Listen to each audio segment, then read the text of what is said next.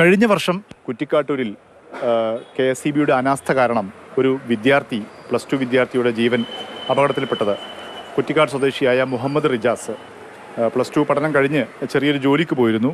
റിജാസ് രാത്രി വൈകി ജോലി കഴിഞ്ഞ് തിരിച്ചു വരുമ്പോൾ ബൈക്ക് കേടായി.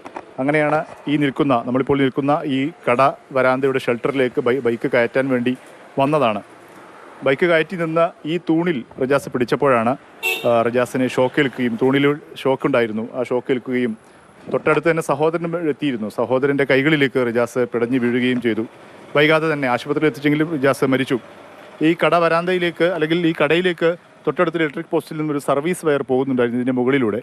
ആ സർവീസ് വയറിൽ നിന്നും ഈ കടയുടെ മുകളിലുള്ള ഷീറ്റിൽ തട്ടി ഈ തൂണിലേക്ക് ഷോക്കേൽക്കുന്നതാണ് ഈ അപകടത്തിന് കാരണമായത്.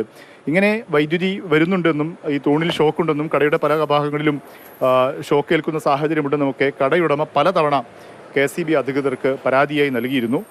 പക്ഷേ KSEB ഉദ്യോഗസ്ഥർ 1-2 തവണ ഇവിടെ കടയിൽ വന്ന് നോക്കിപ്പോയതല്ലാതെ നടപടികളൊന്നും എടുത്തില്ല എന്നുള്ളതാണ്. അതാണ് ഈ വിദ്യാർത്ഥിയുടെ മുഹമ്മദ് റിജാസിൻ്റെ മരണത്തിന് കാരണമായത്. KSEBയുടെ ഭാഗത്തു നിന്നുള്ള ഒരു അനാസ്ഥ കാരണമാണ് അന്ന് ശരിക്കും എൻ്റെ അനിയൻ്റെ മരണം ഉണ്ടായിട്ടുള്ളത്. അന്നും KSEB പറഞ്ഞിട്ടുണ്ടായിരുന്നത് ഇതേപോലൊരു മഴ സമയം കാറ്റടിച്ചതാണ്, മഴ പെയ്തതാണ് ഈ മരണത്തിന് കാരണം എന്നുള്ളതാണ്. അവരിത് സാധൂകരിക്കാനും നിസ്സാരവൽക്കരിക്കുക, അവർക്കൊന്നും അവരെ ബാധിക്കുന്ന കാര്യമല്ല. അവർക്ക് ഇപ്പം ഈ ഒരു കേസിൽ കൃത്യമായിട്ടുള്ള നടപടി പോലും ഉണ്ടായിട്ടില്ല.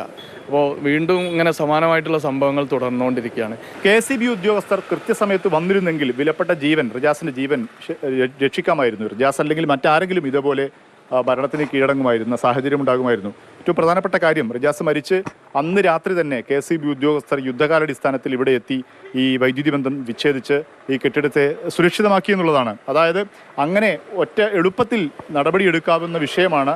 പലപ്പോഴും ഉദ്യോഗസ്ഥരുടെ അനാസ്ഥ കൊണ്ടോ ആളുകൾ വേണ്ടത്ര ഓഫീസിലില്ല എന്നുള്ള ചില കാരണമാണെന്ന് ഉദ്യോഗസ്ഥർ പറഞ്ഞതെന്നാണ് റിജാസിൻ്റെ ബന്ധുക്കളൊക്കെ പറയുന്നത്. അങ്ങനെ കൃത്യസമയത്ത് ഇടപെട്ടിരുന്നെങ്കിൽ ഒരു മനുഷ്യജീവൻ അന്ന് കുറ്റിക്കാട്ടൂരിൽ രക്ഷിക്കാമായിരുന്നു. അന്ന് മാത്രമല്ല, അവഗണന അല്ലെങ്കിൽ ഇത്തരം അനാസ്ഥ തുടർക്കഥയാകുന്നു എന്നുള്ളതാണ് കൊല്ലത്തെ സംഭവവും ഇപ്പോൾ തെളിയിക്കുന്നത്.